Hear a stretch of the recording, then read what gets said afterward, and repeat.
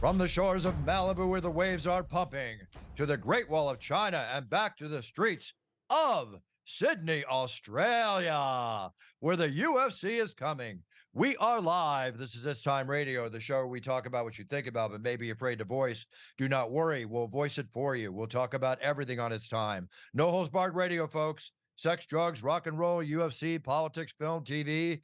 You name it, we talk about it. I'm here with my co-host, TJ De Santis. TJ, how are you? I'm good, Buff. I felt like you hesitated a little bit when you said to the streets of, because I don't even know. I'm like all over the place. Well, Go ahead. I was just gonna say, do you know where you are right now, Bruce?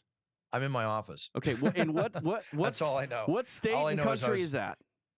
I left for Paris last Thursday, got there Friday. I said this on the show last week. Did the show Saturday, got home on Sunday. Now I'm going to Australia tonight, which is Wednesday. It's UFC Road Warrior time. It's what happens. And you're going to get on a plane, tonight, Wednesday night, and then arrive like sometime Friday? Friday.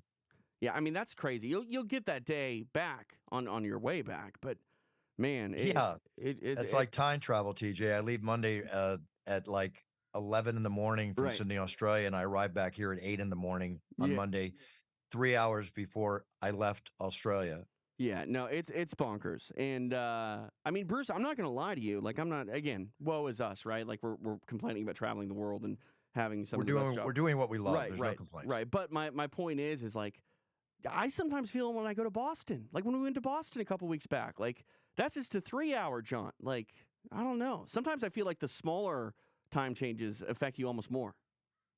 Not really for me. See, like the reason why I say that is like when it's 3 hours out in Boston, like I'm a guy who doesn't go to bed until like 1 o'clock in the morning, right? Out in Boston, that's 4 o'clock in the morning out there. So then, I got to wake up still at like 8 a.m. their time to do stuff that we're supposed to do on the ground. So now I'm, going on 4 hours sleep. I know. It's crazy, but it is what it is. We love what we do, and we have no complaints.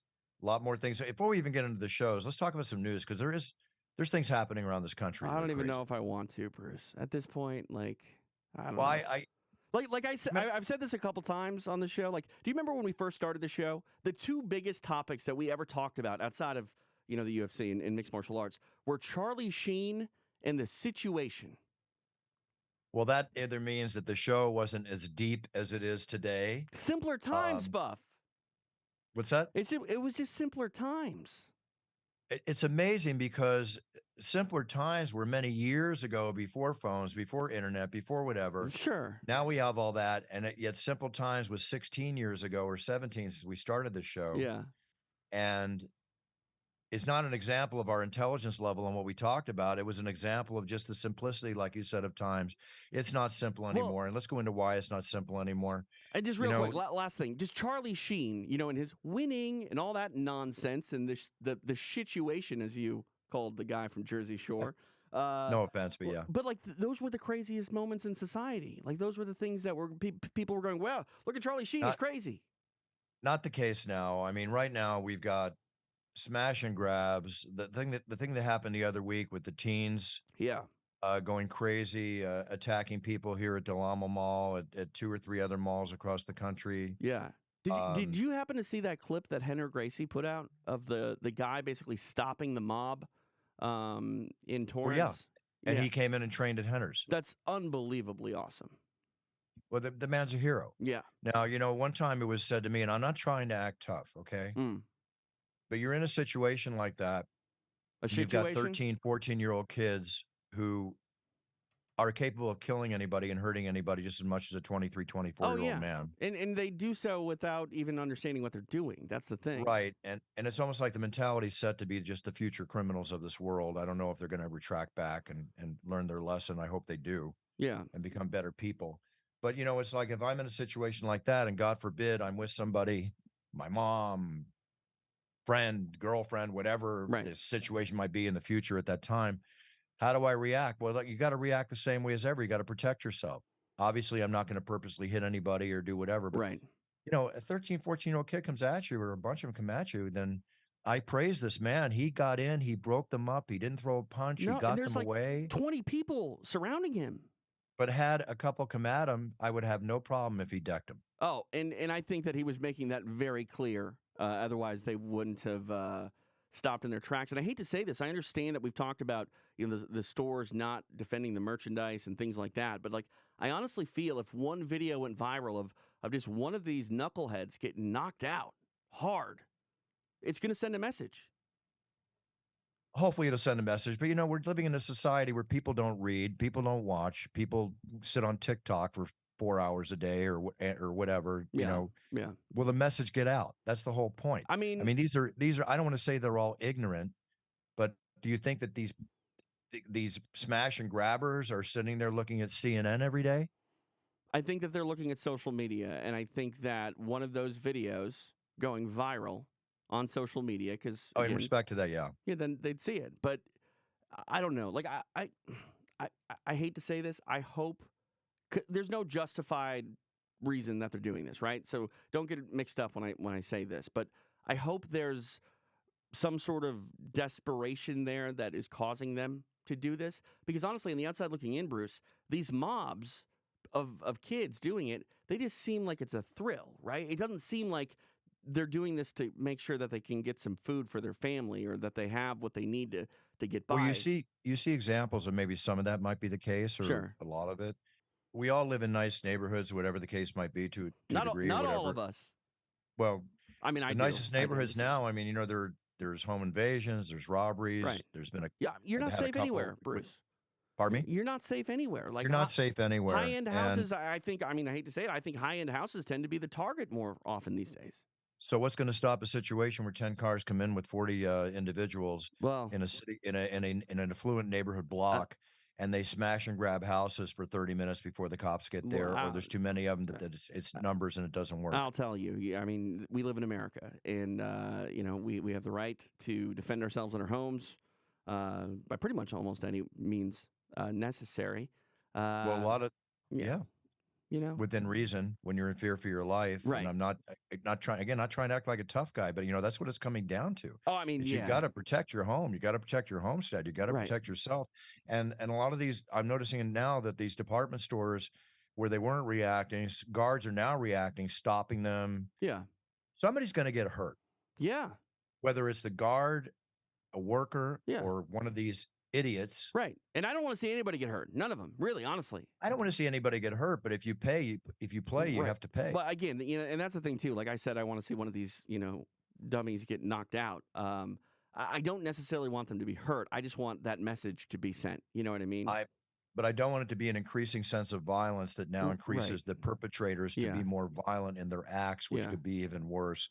The bottom line is we're seeing a change going on in this country as well as this world, but it's this country right now and dealing with the subject matter of what we're discussing at this point right now. I mean, that is horrifically disappointing and horrifically horrible to see. What do we need, Buff? Do we actually need like armed guards outside of these department stores? Like, I don't know.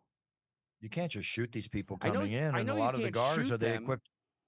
But I mean, how many of the security guards have guns? Like mall cops have maybe pepper spray, maybe.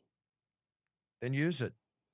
Yeah, I mean, I don't know. Maybe these stores need to just make it so if there's a smash and grab or like an organized mob comes in, the workers just press a button. They get 30 seconds to get out the store, and steel doors come down and tear gas is launched. Stores are instructing their people not even to interfere. Right, but I mean, if you just press a button, run out the store, and you trap them all in and tear gas them, done. All right, that's a movie to be made yet, but who knows? I mean, but again, like I don't know. That's better off than just letting them run away. What are they doing with this stuff? That's the thing. The thing I don't understand. Like, how are they turning the stolen goods around? Like, is it easy to sell a Louis handbag?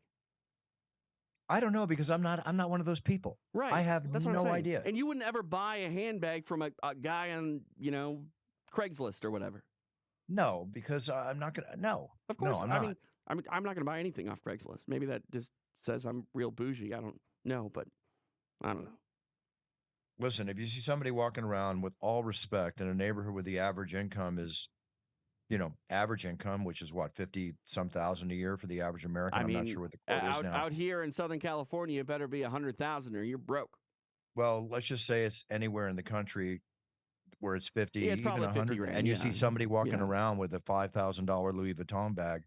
That's kind of like Mm, very extreme purchase. credit cards are a hell of a thing, and people tend to use that. I mean, Well, good if for them. Be happy, and yeah, people should buy whatever they want. We're getting a little off the subject here right now. It's just I a don't think so, horrific. Buff. Like I think that like you said it, this is the world we're living in. This isn't off subject. Like we our priorities are messed up because that's the thing too. Like if we were seeing people do this in like grocery stores, I think that would send the message of like, okay, the cost of living is too high. People need to eat, and desperate times, desperate measures. But they're stealing high end luxury items that unless you're flipping it and selling it, which again, you and it can be very hard to sell 30 Louis Vuitton handbags without, getting in trouble somewhere, No question. But No question. but again, like these people are trying to get these items that are just frivolous items. They're not items to get by.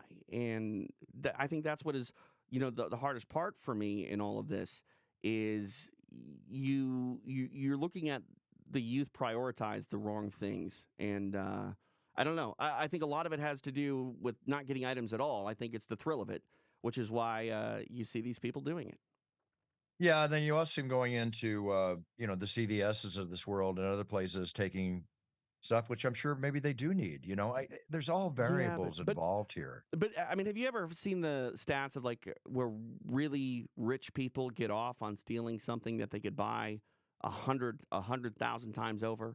No, I've not seen those Like stats. it's just it's people are. Is it kleptomaniac? Is that what it means when you steal something?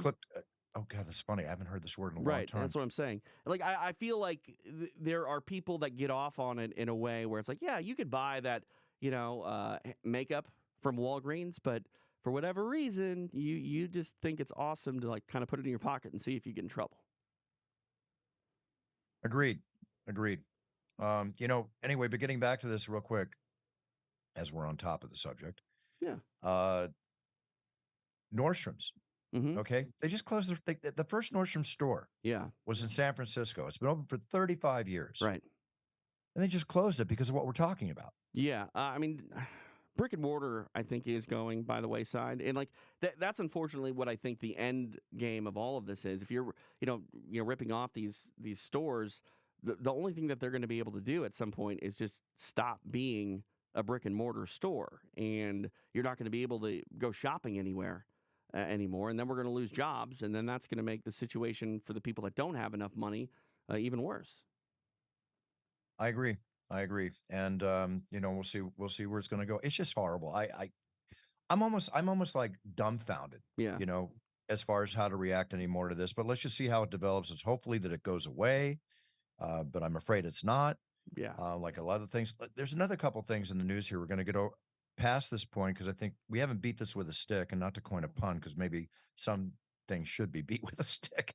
Did you see the video of the one guy in CVS that was coming in multiple times? He robbed the same store, What? and the owner they stopped him and they started beating him with like a large stick. Flagpole type stick. See, this is why I don't. Now I think the owners are being under investigation for potential criminal charges. I get out. And who knows? Maybe this guy will get an attorney and turn around and civilly sue them because he's robbing them and yet he gets beat. I'm hoping that that would be a jury trial and no jury would be able to Yeah, that's one that nobody would be able to convict. Right, I would hope, but it is 2023. Things happen that I don't understand all the time, but. That's the one thing that I think is interesting about living in a big city here is, in Orange County and Los Angeles, Southern California, where we live, I don't have a relationship or know my local clerk at the gas station, right? Where in Minnesota, like I knew them, because it was the one person that was always working there at that time, and there was nobody behind me, so you end up striking up a conversation. Like in certain areas of the country, there's no way that you would ever be able to go into any store multiple times and not be recognized immediately. In Southern California, you can do it a bunch. Here, while we're on the subject of crime, mm-hmm. You probably read this. I was in Paris last weekend. Right, yeah. For the UFC. Cyril Gane, victorious. Looked phenomenal. Phenomenal. And just the strike numbers versus, Spivac were unbelievable. Crazy and a hell of a night of fights. And again, while we're on the subject, thank you to the French, Oh, Parisian UFC merci fans that were there. beaucoup, Buff. Look at you doing the French over there, by the way. Like, Oh yeah. yeah. Well, I try to give a certain flavor whenever I'm in any country, as you know, and uh, I'll do that in Australia too, but in English with certain things I like to say down in Australia.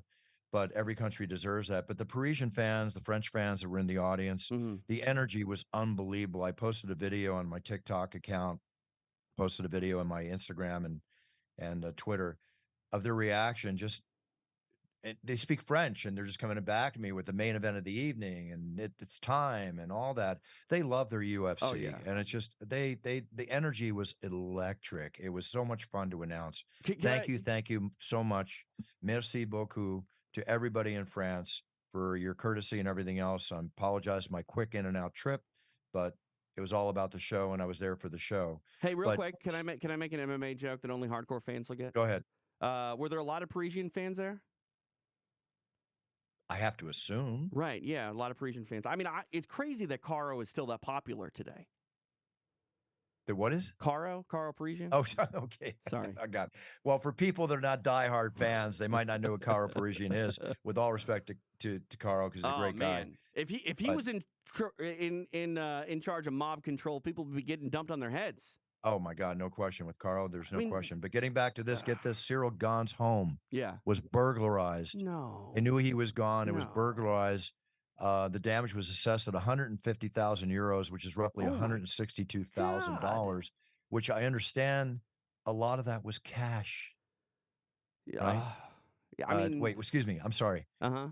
A Rolex watch and jewelry were missing. Okay, so it's items. It's not necessarily yeah. damage. Like they didn't That was try the to, that was the value of the items. yeah, That's they a weren't shame. they weren't ripping out walls. They weren't removing studs. But Yeah, but that's a shame. I mean, Man comes home victorious. I don't care if Cyril Gane is literally in the octagon and I have a live feed of that. Could you, without fear, tiptoe around that man's house just in case somehow you're wrong and he's actually still in the house? Because that's the last guy I would want to deal with coming down the hallway mad at me. Stupid is as stupid does, my friend. Ooh. And then you have another situation where Dana White put up a video of a guy trying to bust open his front door of his house, right? And yet they found the guy and they arrested him. Yeah. Right.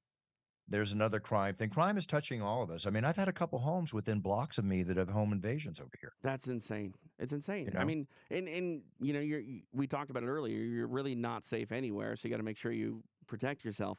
I do it in the form of 2 English Bull Terriers. One will lick your face and hopefully kill you by, licking your face. The other one will rip out your jugular.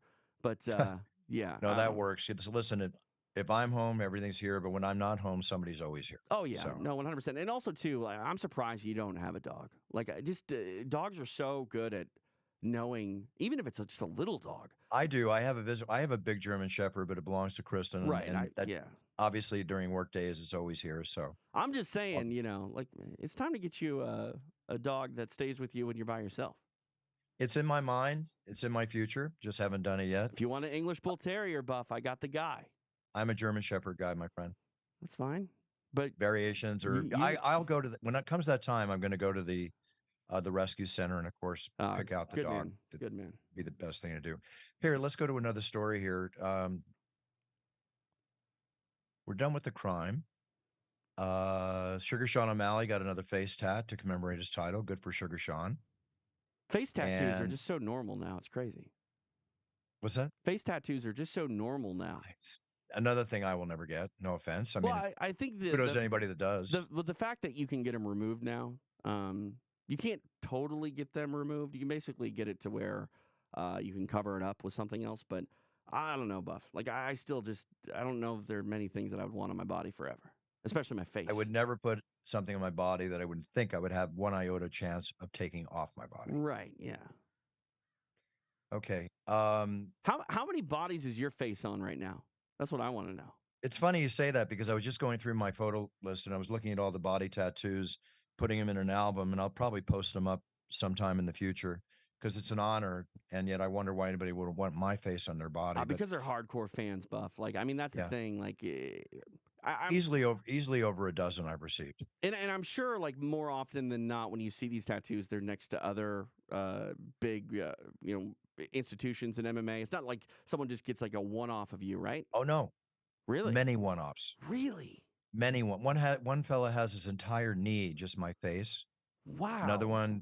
one, I even that one girl, she did an appearance with me for Puncher's Chance, asked me to sign an autograph, and then she sent me a picture a week later Yeah. how she had it imprinted on the back of her shoulder. She got a tattoo. Just my autograph. Yeah, it's amazing to me what people will get. But I assume that if people were putting your face on their body, it was like their own personal Mount Rushmore of influences in their life. But a one off, man, that's pretty. There's others. There's many. There's multiples. Where's me, Joe Rogan, Right together, Dana. A lot of Joe Rogan tattoos out there. What's but amazing to me is bottom how line, good they it's look. an honor, and I thank everybody. I just don't know why you want my face on your body, but that's okay. But Buff, they look like actual photos now. Like back in the day, like I mean, no tattoo artists are.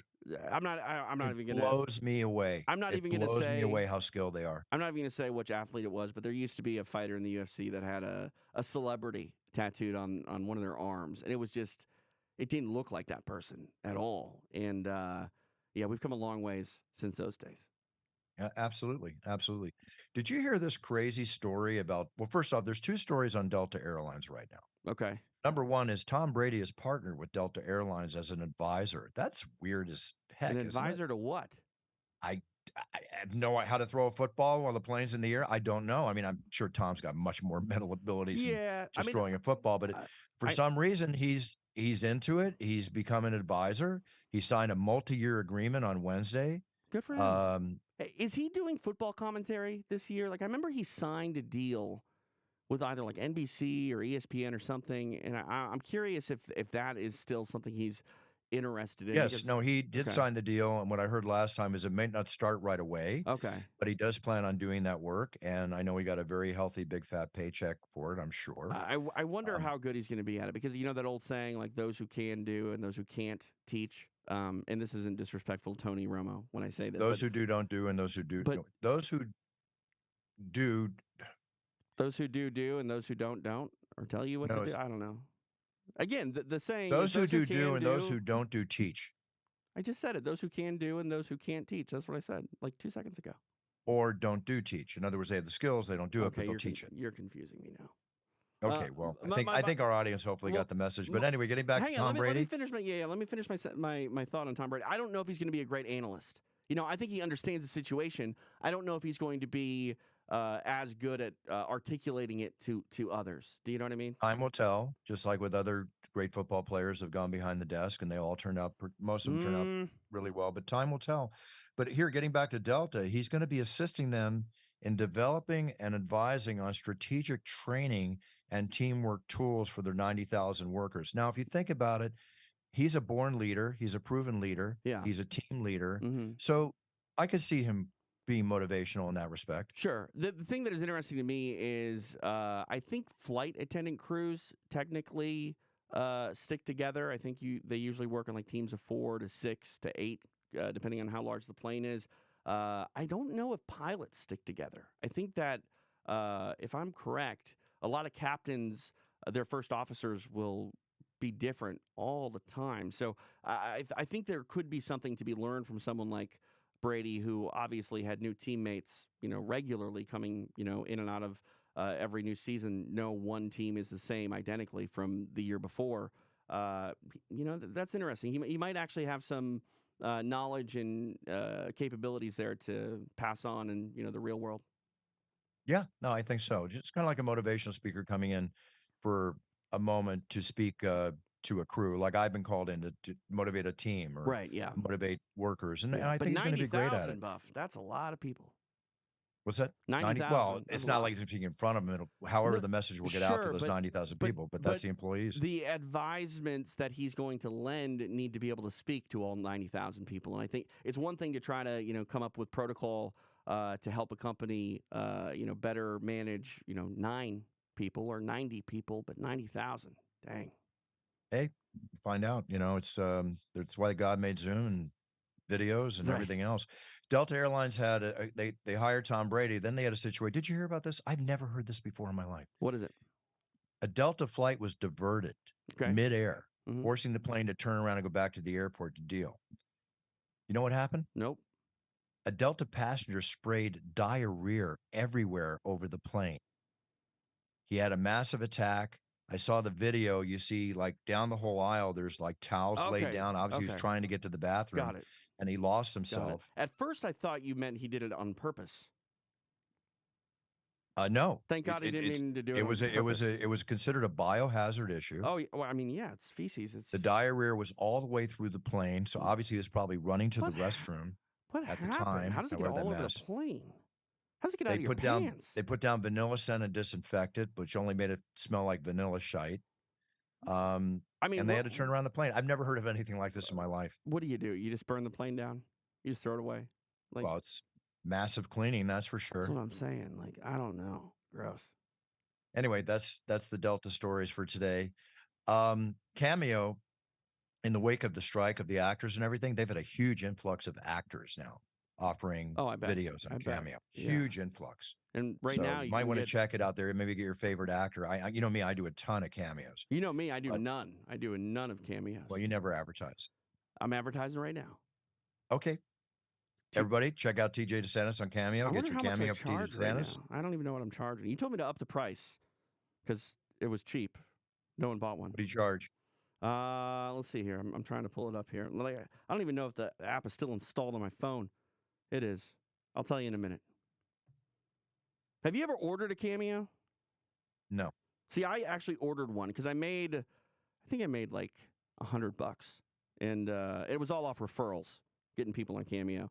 And I used it to buy my wife a Cameo from Joey Fatone. You don't know who that? Cool. Do you know who that is? Yeah, Joe. Of course I do. Yeah, he was in Sync. I've met Joey. Yeah, I've met him. Let's see. Availability and pricing. What am I charging? $39, Puff. You start getting orders, bounce it up to $59.95. I'm going to lower it right now. Bruce Buffer special. Okay, do what you think is right. While you're doing that, $19. Because we only got about 10 minutes here. Let me go into a couple other things. Right now, $19.99. Cameo.com/TJ De Santis.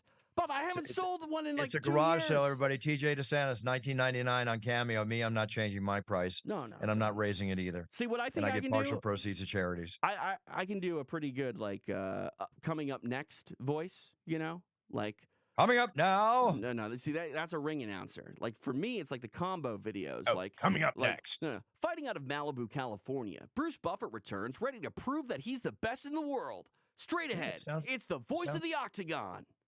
Sounds great. I can do that for people. Sounds great. All right. I like it. I like it a lot. Okay, I'm going to rush here because again, I'm working on getting out of here to Australia. Gotta go down under. Let me blast through a couple things, and we'll talk briefly about the show. Aaron Paul, the star of Breaking Bad, you know, he's really upset, as a lot of people are upset about Residuals, but Netflix is playing the hell out of Breaking Bad, and he gets absolutely no residuals from Netflix.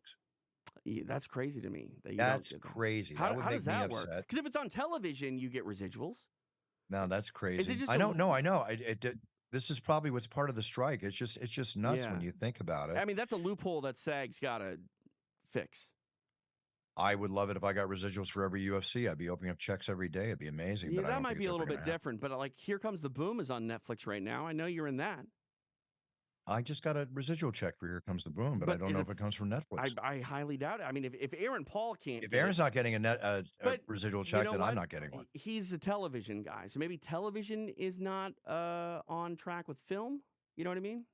TJ, I do not know. I really can't say. But let's go into one other thing. You've seen this rivalry between Dylan Dennis and Logan Paul? Yeah, it's getting out of control. What the hell's going on? It's out of control. You know, I've met Logan's a buddy. You know, he's been on the show. He's a great guy. And been on the show, friend of the show. His fiance, I met her. She's lovely. This one video he put up, I don't even want to describe it. I mean, I would be livid. Yeah. Now, let me ask you this. Everybody has a right to a pass. If you've dated a bunch of guys in the past, or you're a guy who's dated a bunch of girls, that's the pass. Let's not even talk about that. Let's not even talk about that. I'm curious, what are the odds that Logan is in on everything that Dylan's doing, just to hype this up? No? No. We should try to get him on the show. He's so darn busy. I'll try. I mean, we text each other all the time. I mean, he owes you one. You were on Impulsive not too long ago. When I get back from Australia, I'll see if I can bring him on. We'll try to get him on again, talk about his fight, talk about this, and see how he feels about it. But I just think it's horrible, that kind of low end, dirty play. But it's going kind of back and forth now a little bit. Logan's throwing stuff back at him. On to another couple things. Elvis Presley's revolver sells at auction for $200,000. One of his pistols. The actual value of this pistol, the one he's selling, is probably in the area of 5,000 or so, but because it was his, was 200,000. That's stands to reason. And I love these kind of stories. A thrift store shopper, she bought a piece of art for $4 at a thrift store, Mm-hmm. right? And she thought it was something special. She just kept it, and years later, she noticed that there was potentially some value to it, so she had it appraised. Right. It turned out to be a $250,000 item that's going to be putting up for auction in September, and it's got the signature of N.C. Wyeth, who's a very famous painter. Yeah. But I love these stories, because I know I found collectibles in people's, you want to say, attics or in their homes. They had no idea what they had. So again, this is a message out to everybody: your grandparents, your parents, the attics. You would be amazed at what could be lying around that could be of value. Yeah. Value that can be good for your grandparents or good for your parents or good for your family, or if they're not around anymore, good for you to hold on to and watch as they increase. But a $4 item, and she's now going to get a $250,000 potential or plus auction payment for it. Good for her. Well, we know she doesn't need to go in and steal a bunch of Louis Vuitton handbags. No, I don't think so. She I don't can think pay that's for her it. mentality either. It's amazing to me. Garage sales are another big thing. I don't see a lot of garage sales out here in Southern California. I loved going to garage sales back in the day because you would find things, especially, like empty nesters where their kids moved out and they just are trying to get rid of stuff. Man, they're unloading, electronics sometimes. They're high-end, very nice electronics for pennies on the dollar. I know. It's crazy. It's crazy. Scoop it up. MedicalEverything.com, our sponsor. Yeah. One of our sponsors, along with, of course, Puncher's Chance Bourbon, It's Time Cologne. By the way, that Puncher's Chance Bourbon on that 360 promotions map for Callum Walsh's fight. How about that? Yeah, that was so cool. That was, again, Tom Loff, where he put that on the map. But I will say that the Undisputed, the new single barrel, it is selling like hotcakes. This is so good. I'm so proud of this. How often do you, when you are, we have never really talked about what you drink. Are you a bourbon guy? Yeah, I'm a bourbon guy, but I don't drink a lot. Right. Okay, but I'm a bourbon guy. When I do, I love old fashions. I love Manhattans. I just like it. Do you sip it? Mine ever? was Just called sip it straight? Puncher's Chance is called one of the top 5 best sipping bourbons in America. And yes, I like it straight. After I put on my It's Time cologne, and then when I get tired, I'll drink my energy drink. There you go. Sorry. There you go. I got to work out after the show. I'm curious if you're going to put the energy drink in the Puncher's Chance. Oh, I already have. Tastes delicious. Yeah. Puncher's Chance mixes with everything. That's one of the beautiful things about it. Now, when you sip it, do you put ice in it? No, straight. Okay, yeah. I don't know that. I don't know anything about drinking. So is that what straight means? I just thought straight meant you didn't put another beverage in it. No, straight. And real quick, medicaleverything.com. Here's a medical thing. Obviously you've been through childbirth. I was a C-section birth. A lot different now. Months after a woman had a C-section, doctors found a dinner plate-sized device inside her 18 months after cesarean birth. How the heck did that get in there? I think stuff like that happens way more than we think. It's a retractable cylindrical device. Yeah, the problem is that is obviously something that's not going to go away. But I think that there are gauze and wipes and things like that your body just tends to absorb. I think a lot of stuff like that gets left behind, unfortunately. Yeah, I know, it's crazy. Because an operating room's a pretty chaotic environment, Buff. Sometimes it's chaotic. It's like doctors are brilliant, but they're not gods. They practice, so you got to watch after them. You just hope with that all respect in the world. They've got a good, sleep. Like transplant doctors are the ones that are insane to me because a lot of them get called in. Right, they're on call 24 hours when a organ comes in. You got to go and transplant it. I think if you're a surgeon, they are on call, but I think a lot of surgeons are pretty much on call for emergencies. Right, yeah, but you always hope that an on-call surgeon, is not too far removed from his last 8 to 10 hours of sleep. Exactly. All right, let's talk about the show. Down Under at the Udos. I hope I'm saying that correctly. I'll make sure when I get there. The Bank Arena. Sean Strickland, Israel Adesanya. Sean getting the call to arms as the challenger to go after the middleweight championship. The videos and the Sean's a pretty funny guy at times. I'm just curious with Sean, is it orchestrated? I think that a lot of the stuff he says is very much him, and he maybe... I think it's him. It's not Chael Sonnen orchestrated. I think it's what goes into Sean's head. He just has no filter. He lets it go. Is it good or bad? Well, recently I did a podcast for this one podcast thing, and I won't mention the name because I'm kind of upset with them. Okay. They compiled a compilation of what they asked me about Sean Strickland and what he said at some press conference that I wasn't aware of, but I know Sean can be a little outrageous and, and a little outspoken. And they said, how do you feel about how he spoke about this? And I said, Sean's never said anything bad about me. I have nothing against Sean, but you should always handle yourself. I am always handle yourself with class inside and outside the octagon. I know he says things that are a little outrageous at times. Right. And I have no argument with anybody. I just always say, don't put your hands on me. Don't talk bad about me. And if something happens, then we have to deal with the situation. I wasn't calling out anybody or anything. I was just answering their questions. They compiled it and it made it seem like I was, in essence, almost calling out Sean Strickland. See, that's the problem. I'll never do an interview with them again. But yeah. And Sean, if you're listening by any chance, nothing was directed towards you. Yeah. You're a free spirit. You do what you need to do. But like I always say, handle yourself with class. Right. And I'm sure if Sean, took that out of context, like it was probably presented, you would have that beef squashed in about 90 seconds.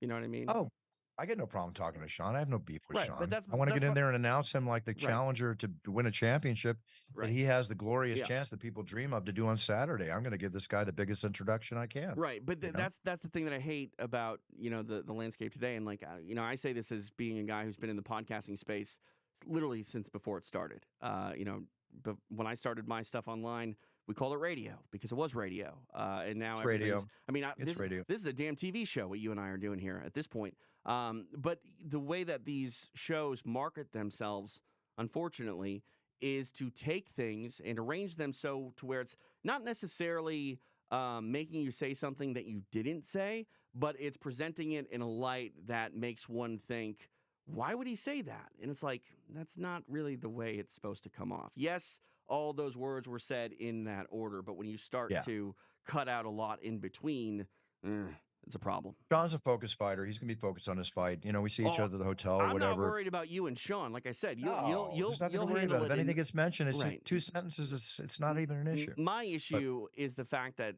someone's trying to make a name off of presenting you in a completely different way than you were actually coming off. And that's media. It's classless, Buff. Classless. Yeah, media. Exactly. Okay, so anyway, I'm looking really forward to seeing Sean fighting for the championship. Israel Adesanya, I think, is an amazing fighter. Sean, totally deserves the shot. When there's doing, it's going to be a very exciting main event. Tuivasa, Alexander Volkov. That's going to be somebody's going timber in that one, as we know how that goes. That's going to be a very, very interesting fight to watch. I love watching Tai Tuivasa, and I love introducing all the fighters, but. Bam, bam, bam, bam. Oh, yeah. I look forward to that. Well, especially Tui's really cool. Especially in the Southern Hemisphere. My goodness, they're going to go bonkers. Oh, they got a lot of their favorites here. Tyson Pedro, fighting Anton Tocali. That's and Justin Taffa and Austin Lane. And show's loaded. Any UFC fans out there? The UFC fans, I'm sure you'll be tuned in to 293. It's going to be awesome. We have to get up very early in Australia on Sunday. I can't fly home till Monday. The crew, John Anik, producer Zach, all our buddies there. We're just going to watch the first week of NFL football. We're going to do the show, go back, take a shower, get out, watch football all day. How are the Eagles looking? They're favored to win the championship. Well, there you go. So we'll see what happens. One of the favorites right there. I hope I'll be coming out at the Raiders home opener in 2 weeks. I'm waiting for the call to arms, and I hope I get the call. They wrote me today that they'll be letting me know next week. Well, there you go. That'll be awesome. That'll be awesome. So I will see you all from the Octagon in Australia. I'm very excited. I love going down under. That didn't sound too good. I love going down under. Oh man, I don't know if that makes it any better. I'm just going to edit it out and make it come out of context. All right, we'll make a note. Edit that out. No, I'm kidding. Yeah, exactly. You're going to put it out. Yeah. But anyway, I love going down to Australia. The fans are rabid. Sydney, one of the greatest cities in the world. It's so incredible. The food, the people. Yeah. The culture. I can't wait to go down there. It's a fantastic trip. I'm glad, unlike Paris, I would have loved to, but I have at least 1 day to recover, 1 day to enjoy, and then go to bed very early that night and get up and do the show. You got to believe, though, that Paris is going to be once a year spot for the UFC for a long time to come. Being it was exactly 1 year apart. We might be going there again next September. I'm sure you will. The only negative for me is my mom's birthday, but I got back in time to celebrate my mother's 95th birthday. TJ, man, and the things that Connie has gone through, Buff. She's a fighter in so many ways. She might be more of a fighter than you, to be honest with you. Well, I get my warrior spirit from my dad and my mom is there. She's amazing. She's Yeah. my little girl, man. My mom, I always say this to everybody. I hope I relish and hope you have great relationships with your parents. Um, my mom's been my best friend and just a wonderful lady to me all life. She took care of me my whole life. I will always take care of her. Bottom line. Yeah, That's it. and the relationship between a child and parents is always special, but it's extra special to see when your mother has reached this huge age that we all, knock on wood, can even come close to, let Yes. alone get to. But it's special to see her at the head of the table. You bringing in the birthday cake on Instagram. Oh, you saw that, yeah. Oh, it's great. It's great. That was great. And Michael was down. Would you believe this is the second time I've seen Michael in 3 years? Wow. Because of my travels, his travels, COVID. Right. Yeah. We talk like almost every day, but Right. Well, I second mean, time. yeah, and it's always weird to be in touch with someone without seeing them. You know what I mean? Because Just we're both on the road, yeah, yeah. I mean, think both about doing our this. thing. Think about this. I did a podcast every day for like 6 years with one of my co-hosts that I met twice. Twice. Interesting. It's crazy how those things go. All right, TJ, let's sign off. Go ahead and tell everybody what's happening. Everybody, actually, it wasn't a short show. We got a good show in here. Yeah, it's a great show. I'll go. Let's see. So it's Friday at this point as people listen. Live tonight on UFC Fight Pass, I'll be on the call for Cage Warriors. They're coming to San Diego. Going to have a pretty good card. Wilson Hayes, the former UFC flyweight title challenger, he is on the card in the main event, fighting in the bantamweight division. So it'll be interesting to see how he looks. And yeah, man, Cage Warriors, one of those very influential promotions when it comes to the evolution of mixed martial arts and where it's come from and where we are today. So it's a great honor for me to get the opportunity to call a great show like Cage Warriors. Obviously, home in the UK, they come over to the States every once in a while, and luckily enough for me, I got the call. Very cool. Well, TJ, I'm off. I will see you next week. Everybody, I'll see you from the Octagon. Also, my buddy Arnold Schwarzenegger has got this like 9-minute podcast he does every day, or 9-minute message. Okay. Nine, like 9-10 minutes. Yeah. Check it out. It's really cool. Very motivational. As he has been his whole life. I recommend everybody watch that net special of him on Netflix. Hopefully he's getting residuals from it, but I'm sure he got a big paycheck from it, so he's okay. Right. All right. I will see you all from Australia. I am heading out. I will be down under on Friday, and I'll be back here on Monday, and then I'll be in Vegas the following weekend for another show. This is a 3-week roll. So UFC Road Warrior time. I love it. I wouldn't have it any other way. And everybody set your goals, write them down. Make sure you're the governor of your own destiny, spelled G-O-D, governor of your own destiny, with all respect to the overall power. And when you step on that yellow brick road, be the best you can be, perform the best you can be, because then you're winning. That's the bottom line. And we're all about winning, whether you're first, second, 10th, or whatever. Just be the best you can be and be a role model to your sphere of influence. We live in a decaying society of morality, as the stories we started off the show with. Let's not give into that. Let's stand above it, and let's get back to what life should be about. Let's not say it's decaying. We can come back from this.